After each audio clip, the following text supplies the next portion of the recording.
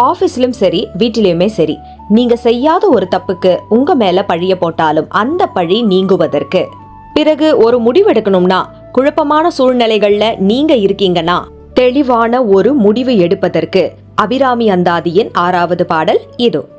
சென்னியதுன் பொற்திருவடி தாமரை சிந்தையுள்ளே மன்னியதுன் திருமந்திரம் சிந்துர வண்ணப் பெண்ணே முன்னியனின் அடியாருடன் கூடி முறைமுறையே பண்ணியதென்றும் ஒன்றன் பரமாகம பததியே. இதன் பொருள், சென்னியதுன் பொற்திருவடி தாமரை, மலர்களை தலையில் சூடுவதால் கூந்தல் மணக்கும்.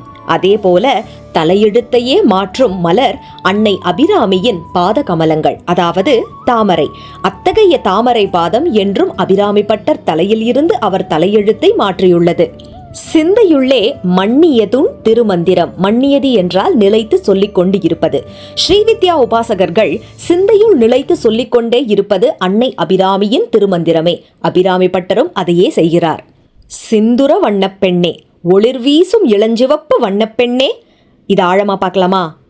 ஏகாட்சரி, நவாக்ஷரி, பஞ்சதசாட்சரி, சோடசாட்சரி போன்ற தேவியின் ஒவ்வொரு மந்திரத்திற்கும் குரு மூலமாக ஒரு தியான ஸ்லோகம் சொல்லித் தரப்படும்.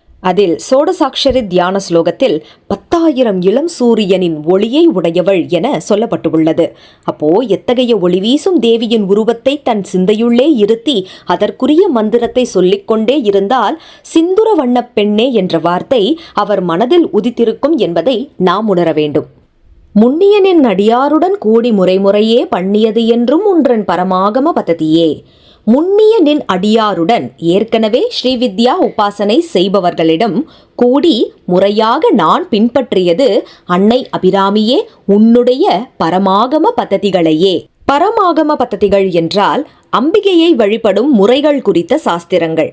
மனதாலும் உடலாலும் வாய் வாக்காலும் அன்னை அபிராமியை எப்படி அனுதினமும் அபிராமி பட்டர் வணங்கினார் என்பதற்கு இந்த பாடல் ஒரு சான்று.